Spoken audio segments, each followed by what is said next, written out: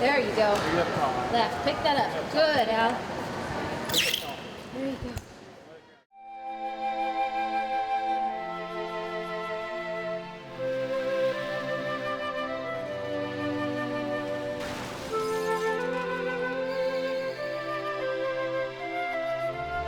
I mean, going to the hospital, I actually passed by the remnants of the accident scene.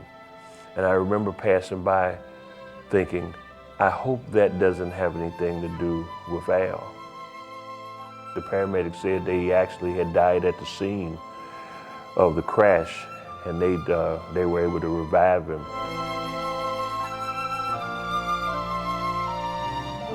We miss him coming through the doors on the weekend.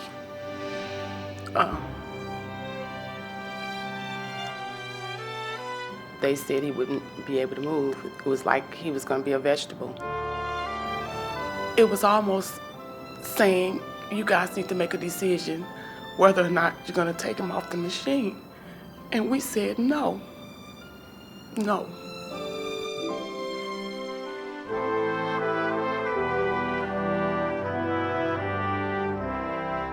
Albert is now a 21-year-old young man who had a serious car accident, broke his neck, a high cervical spine injury made him quadriplegic instantaneously.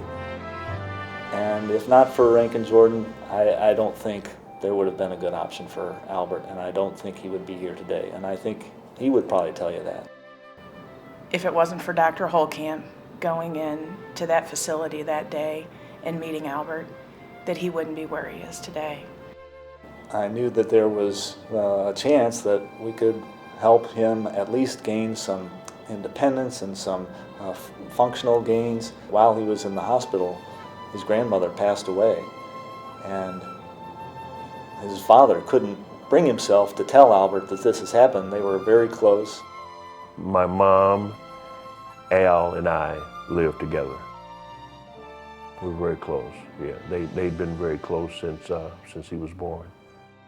He looked me in the eye and he said, Dad, how's Granny doing? And so without any hesitation, because this was the time to tell him, I just said, Al, I said, Granny slipped away a couple months ago. It's been a terrible burden to bear not to be able to tell you. I said, but I did it because I didn't want you to go backwards. And I remember I said to him, I think that I can start healing now. And his response was that, well, we'll heal together.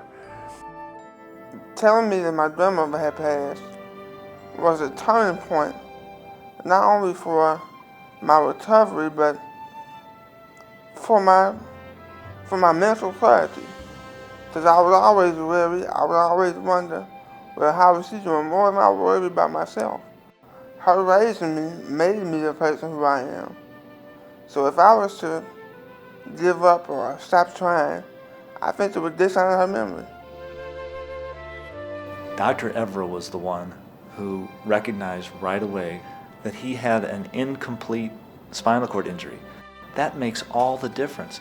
He has sensation, he has muscle strength in his legs and his arms and his hands. It's the difference between lying in bed, staring at the ceiling for the rest of your life, and being a part of the community, being a part of his family, being back in his life again. It wasn't enough to fix his broken neck. It wasn't enough to give him medicines to control his spasms. It wasn't enough to have him on the ventilator so that he could breathe. We were able to look at the whole patient, the whole person, and address his medical needs, his rehab needs, his therapy needs, his psychological needs, his nutritional needs, and bring that together in a way that gave him a chance to really get better. And then we get this information about Ranken Jordan, this wonderful place with these wonderful doctors and nurses. And it's just a miracle. My son is a miracle child. He is. We have made a commitment at Ranken Jordan to be the best pediatric rehabilitation center in the Midwest. And we have 2 outstanding physiatrists. And if it wasn't for Dr. Evra being able to catch what so many had missed, Albert would have been deemed unrehabable probably forever. I think Albert is really an icon at Ranken Jordan to show that we don't give up hope, that we continue to stimulate these kids, that we continue to try to make them as functional as they can possibly be. I would say that as much as Ranken Jordan and the staff here and the doctors have done for Albert, Albert's done every bit as much, if not more, for us. He's motivated us. He is our biggest cheerleader. He has inspired other patients to do better. He wants to be a motivational speaker. He wants to be an advocate for other children, for other patients, for other people with disabilities or limitations. I did physical therapy, occupational therapy, speech therapy. I also have aquatic therapy.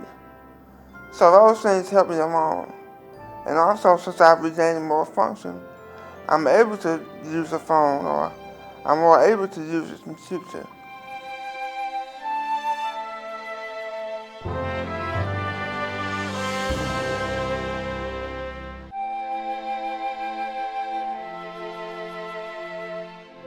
Being able to communicate when they said he wouldn't be able to.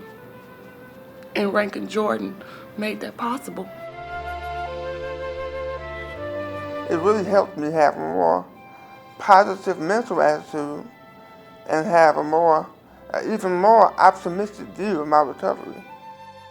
My first day, even though with all the excitement, I had to concentrate very hard. And I was able to do 2 laps around the whole building. Walking in the right gait, it's really helping me support my weight. It's really helping my mind and muscle memory. So I can remember to shift my weight. And I can train my body to move my legs one at a time. Gotcha. That's it. Left. Pull it through. Good. There you go. Left. Pick that up. Good, Al. There you go. That's it. Good, Al. Woo, we're flying. I've already done so many things with the help of the staff here at Ranken Jordan that no one would think possible. He showed a willingness to fight to survive from the very beginning. They would never have believed that he's doing all the things he's doing now. I remember my first time when I was in the swimming pool here at Ranken. It was amazing.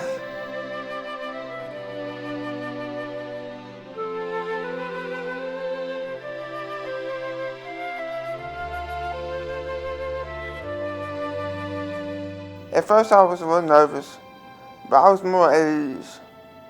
And to be able to move my legs and bear my own weight, I was happy, I was elated.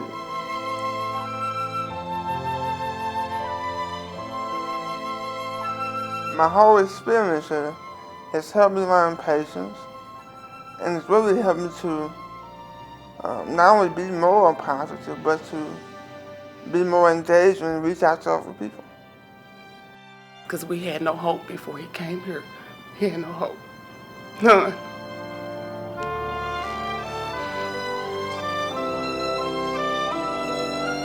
Ranken Jordan really gave me a chance at life. Without Ranken Jordan, honestly, I'd probably be in the ground. It gave me hope in a hopeless situation.